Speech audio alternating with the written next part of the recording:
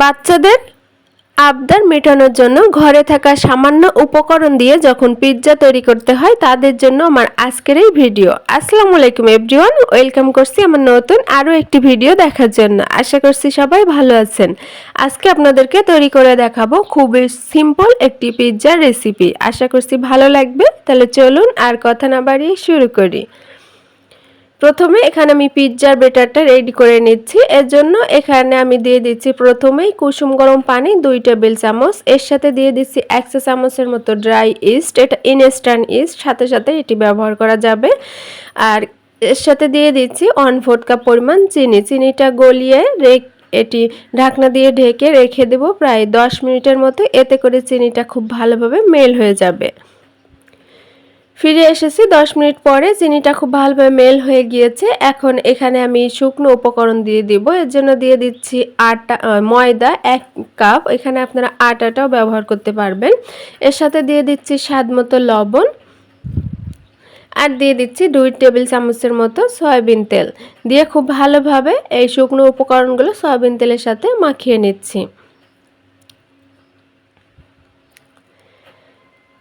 একটু শুকনো মতো হয়েছে, এজন্য এখানে আমি পানি না দিয়ে দিচ্ছি একটি ডিম। যেহেতু আমার বাচ্চা খাবে এজন্য এখানে ডিম ব্যবহার করেছি। আপনারা চাইলে এখানে কুসুম গরম পানিটাও ব্যবহার করতে পারেন।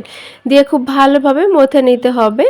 এখানে আমার একটু নরম মনে হয়েছে, এজন্য আরও কিছুটা পরিমাণ ময়দা এখানে হাত দিয়ে উঠিয়ে নিয়েছি। আর এই ব্যাটারটা খুব ভালোভাবে আমি মথে নিচ্ছি। এক পর্যায়ে দেখবেন আপনার হাতটা নিজে থেকেই ক্লিন হয়ে যাবে। এরকম মথে নিতে নিতে এক্সট্রাভাবে আপনার আর হাতটা ধুয়ে বা ক্লিন করে নেওয়া লাগবে না। এভাবে মথে নিতেই দেখবেন আপনার হাতটা ক্লিন হয়ে যাবে। তখনই বুঝবেন আপনার পারফেক্টভাবে এই ডোটা তৈরি করা হয়ে গিয়েছে। এখন এই ডোটি আমি কিছুক্ষণের জন্য রেস্টে দিব। ততক্ষণে আমি পিৎজার অন্য উপকরণগুলো রেডি করে নিব। উপর থেকে যাতে ড্রাই না হয়ে যায় এজন্য হাতে একটু তেল মাখিয়ে আর বাটির গায়ে তেল মাখিয়ে দিয়ে দিচ্ছি। আর ঢাকনা দিয়ে ঢেকে এটি রেখে দেব কিছুক্ষণের জন্য রেস্টে। এর ভেতরে আমি পিৎজার চিকেনটা রেডি করে নেব। এখানে আমি কিছুটা পরিমাণ চিকেন নিয়েছি, আর এখানে হাড় ছাড়া চিকেনটা নেওয়ার চেষ্টা করবেন। আর এর সাথে এখন দিয়ে দিচ্ছি অল্প একটু পরিমাণ কটা চা চামচের মতো আদা বাটা আর রসুন বাটা। এর সাথে দিয়ে দিচ্ছি স্বাদ মতো লবণ। লবণটা একটু বুঝে দিবেন। এখানে আমি সয়া সস ব্যবহার করব। এর আগে দিয়ে দিচ্ছি কটা চা চামচের মতো কালো গোলমরিচের গুঁড়া, সাথে 2 চা চামচ সয়া সস দিয়ে নিয়েছি। এসে ভালোভাবে মাখিয়ে নিয়ে এর সাথে আরও কিছুটা শুকনো উপকরণ আমি অ্যাড করে দিব।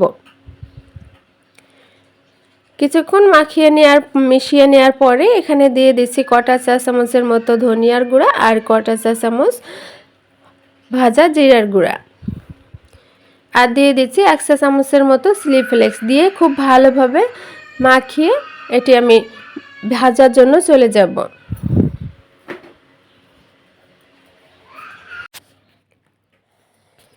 এটি এখন আমি ভাজতে চলে এসেছি। চুলায় তেল দিয়ে দিচ্ছি প্যানে প্রায় 2 টেবিল চামচের মতো। এখানে সয়াবিন তেল আমি ব্যবহার করেছি। তেলটা গরম হয়ে গেলে এখানে চিকেনগুলো দিয়ে দিচ্ছি। আর এই চিকেনগুলো কিন্তু খুব শক্ত করে ভেজে নেওয়া যাবে না। চিকেনটা ভাজতে বা সিদ্ধ হতে কিন্তু অনেক বেশি সময়ের প্রয়োজন হয় না। জাস্ট 1 থেকে 2 মিনিটের ভেতরে এই চিকেনটা উঠিয়ে নিতে হবে। আমি চিকেনটা ভাজা হয়ে গিয়েছে, এটি এখন উঠিয়ে নিচ্ছি। এখন চলে এসেছি পিৎজার যে আগে থেকে তৈরি করে রেখেছিলাম ডো, সেখান থেকে উঠিয়ে নিয়ে এখানে আমি যে পাত্রে পিৎজাটি তৈরি করব সেই পাত্রেই সেট করে নিচ্ছি। এভাবে করে হাত দিয়ে টেনে টেনে আমি পিৎজার যে রুটি সেটি তৈরি করে নিচ্ছি। আর এখন কাঁটা চামচ দিয়ে এভাবে করে কিছুটা কেচে নিচ্ছি। এতে করে এর ভেতরে সব উপকরণগুলো পৌঁছে যাবে।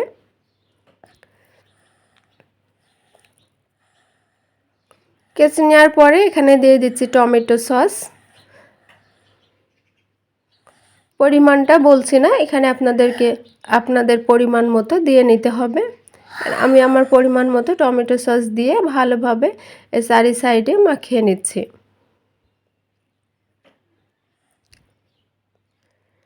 এরপর এখন দিয়ে দিব চিজ। এই চিজটা আমার ঘরেই তৈরি করা।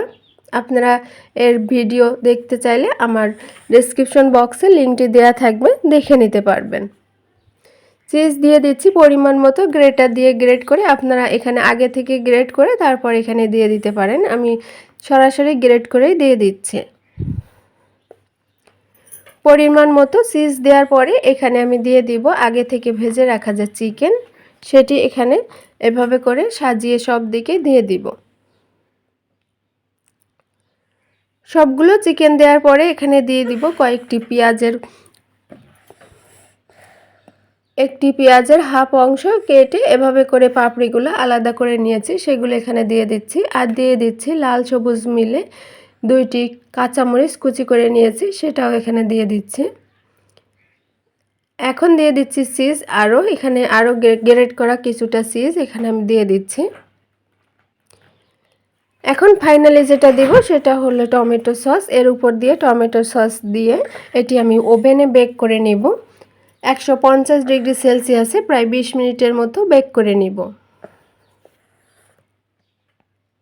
খুবই সামান্য উপকরণ দিয়ে কিন্তু এই পিৎজাটি আজকে আমি তৈরি করছি। আপনাদের যারা ঘরে খুবই সামান্য উপকরণ থাকবে তারা এভাবে করে পিৎজাটি তৈরি করে আপনার বাচ্চাদেরকে পরিবেশন করতে পারবেন। ফিরে এসেছি 20 মিনিট পরে। পিৎজাটি এখন পারফেক্টলিভাবে রেডি হয়ে গিয়েছে। তো ভিউয়ার্স, আশা করছি ভালো লেগেছে আমার আজকের এই সিম্পল পিৎজা রেসিপি। ভালো লাগলে অবশ্যই ফ্রেন্ডস ফ্যামিলিদের মাঝে শেয়ার করবেন। আর আমার এই রেসিপি ফলো করলে আমার কমেন্ট বক্সে অবশ্যই জানাবেন আপনাদেরটা কেমন হয়েছে। আজকে এই পর্যন্তই। ভালো থাকবেন, সুস্থ থাকবেন। অন্য কোনো রেসিপি নিয়ে আবারও চলে আসব। সে পর্যন্ত সবাই ভালো থাকেন। আল্লাহ হাফেজ।